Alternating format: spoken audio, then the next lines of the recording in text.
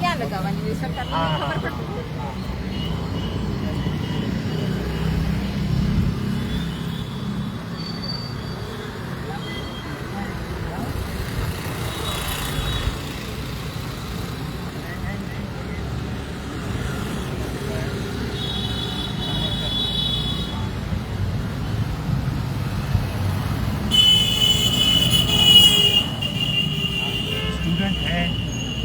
अलग अलग संगठनों से साथी है।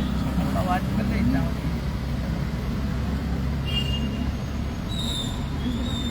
हाँ, 5 बजे की बात है। ગુજરાતના યુવાનો શું કહે અને કઈ કહેતા લાઈવ થાય છે તો ભૂલીને આવે। જી નમસ્કાર। આજે જૂનાગઢ જિલ્લા પંચાયતની આગળ ઘણા બધા યુવાનો એક પોતાની વાત લઈને બેઠા છે અને ખબર છે કે સમગ્ર દેશની અંદર આમ તો એક એવો માહોલ ઊભો થયો છે કે તાનાશાહી અને તાનાશાહીની હદ વટાવી ગઈ છે। લોકતંત્રની અંદર લોકશાહીનું જ હનન થઈ રહ્યું છે। લોકો જે માંગ કરી રહ્યા છે એ માંગને જ દબાવી દેવામાં આવે છે। એવી જે ઘટના એટલે કે આપણે સૌ જેના ઉપર ગર્વ કરી શકીએ અને જેને વિશ્વના લોકો જેની નોંધ લઈ શકે એવા એક વ્યક્તિ એટલે કે સોનમ વાંગચુક એ વિદ્યાર્થીઓના હક માટે જે આજે છાસવારે પેપર ફૂટી રહ્યા છે, વિદ્યાર્થીઓ ઉપર જે અન્યાયો થઈ રહ્યા છે એના માટે, એની માંગ માટે એને ન્યાય મળે અને જે કોઈ પણ આજે અનપઢ અને જેને કંઈ ખબર નથી પડતી એવા વ્યક્તિઓ જ્યારે શિક્ષણની વ્યવસ્થામાં બેઠા છે એવા લોકો રાજીનામું આપે એવી માંગ સાથે જ્યારે બેઠા હતા ત્યારે મારે રાજીનામું ભાઈ ક્યારે માગવું પડે? તમે સારું કામ કરો છો, કોઈ પ્રશ્ન જ નથી તો કાંઈ રાજીનામાની માંગ જ નથી આવતી। પણ દરેક જગ્યાએ ગુજરાતની અંદર પણ એમ જોવા જઈએ કે એક પેપર ઠીકથી થતું નથી। નીટની પરીક્ષા આવી તો નીટની અંદર કેવી પરિસ્થિતિ થઈ? લાખો આખા દેશની અંદર લગભગ 23 લાખ જેવા વિદ્યાર્થીઓ રઝળતા થઈ ગયા। એમને એમનું ભવિષ્યની જે સપનું થયું હતું એ રોડાઈ ગયું। બીજી વખત પરીક્ષા લીધી પણ શું ફાયદો થયો? એમાં પણ પરીક્ષા પેપર લીધી તો એમને રાહુલભાઈ ને રોહિતભાઈ કેમ જાણે સરકાર એના વિરોધમાં આવી હોય, સરકાર એને ક્યાંક ને ક્યાંક એવું કરવા માંગતી હોય કે તમે અમારી સામે વટે ભરાણા ને તો અમે તમારી સામે એવું પેપર હાર્ડ કાઢ્યું કે એની કોઈ સીમા નહીં। તમે વિદ્યાર્થીને આવી રીતના હેરાન કરો છો, ગુજરાતના ભવિષ્યને આવી રીતના હેરાન કરો છો, ત્યારે તમારી પાસે કોઈ ડિમાન્ડ કરે છે, માંગ કરે છે, ત્યારે તમે શું ભાઈ વાંગચુકજીનો ગુનો શું હતો કે એણે પોલીસ ઉઠાવી જાય છે? આવા વ્યક્તિ દેશની જેણે દેશની સેવા કરી છે, સૈનિકો માટે સેવા કરી છે, વિદ્યાર્થીઓ માટે સેવા કરી છે, શિક્ષણની અંદર જે એમ કહેવાય કે એકદમ ક્રાંતિ લાવ્યા છે એવા વ્યક્તિઓને તમે ટીંગાટોળી કરીને એને લઈ જાઓ છો, એને ગ્રેપ્તાર કરો છો, એને પોલીસ બળજબરીપૂર્વક એના ઉપર એનું જે આંદોલન શાંતિપૂર્વક થતું હતું એ તો ભાઈ તમારી પાસે માગતાય નહોતા, પાણીએ નહોતા, એ તો અનશન કરતા હતા, ભૂખ હડતાલ ઉપર બેઠા હતા। આવા સમયમાં તમને એવું શું લાગ્યું કે આ કરવું જોઈએ? એ વ્યાજબી નથી, લોકશાહીની હત્યા થઈ રહી છે। ત્યારે આજે જૂનાગઢ ખાતે ઘણા બધા મિત્રો NMP નામની એક સંસ્થા છે એમના લોકો આજે એના સમર્થનમાં બેઠા છે। સમગ્ર દેશની અંદર આજે એક એક વ્યક્તિની વેદના છે, અંદરથી આતડી કકડી રહી છે કે ભાઈ તમે જે લોકો ડિમાન્ડ કરે છે, જે માંગણી કરે છે, જે સાચા રસ્તે છે એને શા માટે ગરજ કરો? ત્યારે હું આજે રાજુ બોરખતરિયા આમ આદમી પાર્ટીના સૌરાષ્ટ્ર ઝોનના પ્રમુખ તરીકે, જવાબદાર વ્યક્તિ તરીકે આ તમામ લોકો જે અહીંયા બેઠા છે એને સમર્થન કરું છું। મને એવું પણ જાણવા મળ્યું છે કે પરમિશન નથી મળી। ભાઈ આપણે આપણી રજૂઆત કરીએ છીએ એમાં પરમિશનની કોઈ જરૂર નથી।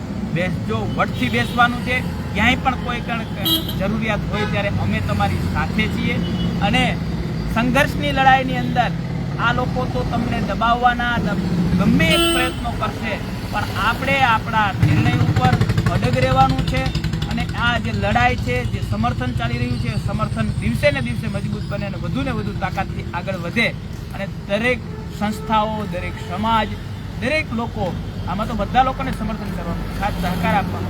ભાઈ દેશના એક એવા વ્યક્તિ ઉપર જે કંઈ પણ ગુજર્યું છે, જે કંઈ પણ વાત બની છે એ ઘટના ખરેખર નિંદનીય છે। ત્યારે ઘણા લોકો એમ કહે છે કે સરકારમાં બેઠેલા ને જવાબદાર લોકો એમ કહે છે કે સોનમ વાંગચુકજીને કાંઈ થઈ ગયું તો તો એના માટે 100% વ્યક્તિ જવાબદાર છે. જવાબદાર તો તમે છો મૂર્ખાઓ, કે તમે આ પરિસ્થિતિ લાવી છે. તમારી તેવડ નથી પેપર ઠીકથી કરાવવાનું, તમારી તેવડ નથી શિક્ષણ વ્યવસ્થાને હારી કરવાની, અને ભોગ લેવા બેઠા છો દેશના એક એવા વ્યક્તિની કે જેની કોઈ એમ કરવા જાય ને કે એની વેલ્યુ કરવા જાય ને એની કદર કરવા જાય તો કોઈ એનો અમૂલ્ય અમાપ એની તાકાત છે, એવા વ્યક્તિનો ભોગ લેવા બેઠા છો તમે, અને પાછા એમ કહો છો કે એમને કંઈ થઈ જાય તો 100% વ્યક્તિની જવાબદારી છે. તમે બોલવામાં પણ તમને ક્યાંય ભાન રહેતી નથી. તમારા તમામ જે એમ કહેવાય ને કે હવે પેલું કે કોઈ પણ વસ્તુ જ્યારે પતન થવાની થાય ને ત્યારે લાસ્ટ સ્ટેજમાં તમે પહોંચ્યા. હવે આ જનતા નહીં સ્વીકારી લે, જનતા જાગી ગઈ છે. જનતા, અને આમ તો કહીએ ને ભાઈ કે યુવાનો છે ને એ દેશનું રતન છે, દેશનું ધન છે. યુવાનો છે એનાથી જ ક્રાંતિ થઈ શકે. ત્યારે આજે યુવાનો જાગ્યા છે, આજે યુવાનો રસ્તા ઉપર આવ્યા છે. મેં જોયું છે આજે ઘણા બધા મીડિયાના સોશિયલ મીડિયાના માધ્યમથી આપણે જોઈએ છે કે દિલ્હીની અંદર આજે યુવાનો રોડ ઉપર આવી સંસદના ઘેરાવા માટે લડી રહ્યા છે. આજે યુવાનો કેવા હોય છે કે 22, 23, 25 વર્ષ 30 વર્ષનો યુવાન હોય એ પોતાની રીતે ક્યાંય સેટ નથી હોતો. એને તો ઘણા લોકોની જરૂરિયાત પડતી હોય છે. પરિવારને સમજાવવો પડતો હોય કે ભાઈ હું એક લડાઈ માટે જાઉં છું, હું આ એક સારા કામ માટે જાઉં છું. ઘણી વખત તો પરિવારમાંથી પણ એને રજા ન મળતી હોય, છૂટી ન મળતી હોય. આવા સમયે પણ તમે વિચાર કરો, યુવાનો રસ્તામાં આવ્યા છે ને એનો મતલબ એ છે કે યુવાનોની સાથે સાથે યુવાનોના વાલી પણ જાગી ગયા છે, યુવાનોને સાથ સહકાર કરનારા વ્યક્તિઓ પણ જાગી ગયા છે, સપોર્ટ કરનારા વ્યક્તિઓ છે. અને અહીંયા બેઠેલા તમામ યુવાનો જે કોઈ પણ આયોજક છે એને અમે પૂરેપૂરું સમર્થન કરીએ છીએ, પૂરી રીતે અમે એની સાથે છીએ. અને આ જે લડાઈ છે યુવાનોની લડાઈ છે, અને સોનમ વાંગચુકથી જે લડાઈ લડી રહ્યા છે અને એની સાથે જે યુવાનોને જે લોકો લડી રહ્યા છે એ ખરેખર દેશ હિતની લડાઈ છે, જનતા હિતની લડાઈ માટે આજે જે લોકો જાગ્યા છે એને હું સમર્થન કરું છું અને એને સાથે છીએ. એક મિનિટ. છેલ્લા ઘણા વર્ષોથી આ ગુજરાતની સિવિલ સોસાયટી સાથે હું જોડાયેલો છું. તો કહેવાની જરૂર તો નથી, એક ડરનો માહોલ છે બધાની અંદર. એક તો હું પોતે ડરતો હતો, જે મારા જે સિવિલ સોસાયટીના મારા મિત્રો છે, હું જ્યાં કામ કરું છું ત્યાં બધામાં એક ડરનો માહોલ છે કે અમે કંઈક બોલશું એટલે અમને કંઈક થશે. હું પણ અત્યાર સુધી જે આપણી જે લડાઈ છે કે જે લોકશાહીની લડાઈ છે ત્યાં ક્યાંક ને ક્યાંક બહાર આવતા મને પણ એવું થતું હતું કે કદાચ હું બહાર આવીશ, હું પોતે નોકરી કરું છું, પોતે કામ કરું, મારું શું થશે. પણ આ જે થોડા દિવસથી જે આ સોનમ વાંગચુક સાથે જે થઈ રહ્યું છે, કે આયસાના જે આપણા મિત્રો છે જે અત્યારે પારણા કરી લીધા, જે 23 દિવસ એમને જે ઉપવાસ કર્યા, એમની સાથે એમને જોઈને મને એવું લાગે છે કે હવે સમય છે કે હવે થોડોક હવે આ ડરને આપણે ભાંગીએ.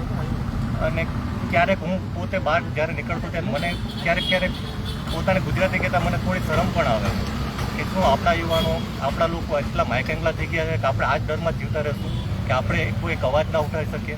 હું પોતે આ શિક્ષણ વ્યવસ્થામાં ભણેલો છું. મારા બાળકો નથી પણ મારા બહેનના બાળકો છે, મારા ભાઈના બાળકો છે. અને મને ખ્યાલ છે કે જ્યારે મારી પોતાની પાણે જ્યારે 11મા ધોરણમાં આવી અને જ્યારે સ્કૂલમાં ગઈ ત્યારે એમ કીધું, મામા અમે 3 છોકરાઓ છે ખાલી, અને અમારા મેડમે એવું કીધું છે કે તમે ટ્યુશન રાખી લેજો, તમારે સ્કૂલ આવવાની જરૂર નથી. તો શું તમે નથી જાણતા? આપણે બધા જાણીએ છીએ. આપણે કોઈ સોનમજીની જરૂર નથી કે કોઈ બીજા વ્યક્તિઓની જરૂર નથી કે જે આપણને જણાવે, જે આપણે સમજે. આપણે બધા જોઈએ જ છીએ. તો જે આ જે સરકારી શાળાઓ બંધ થઈ રહી છે, જે સમાન સ્કૂલ પદ્ધતિ હોવી જોઈએ, સમાન શિક્ષણ વ્યવસ્થા હોવી જોઈએ, એ અત્યારે નથી. તેના માટે આપણે અવાજ ઉઠાવીએ. અમે તો અત્યારે અહીંયા બેઠા જ છીએ, પણ મારે એવી જરૂર આશા છે કે બધા લોકો જોડાશે અને આપણે આનું કંઈક સમાધાન લાવી શકશું.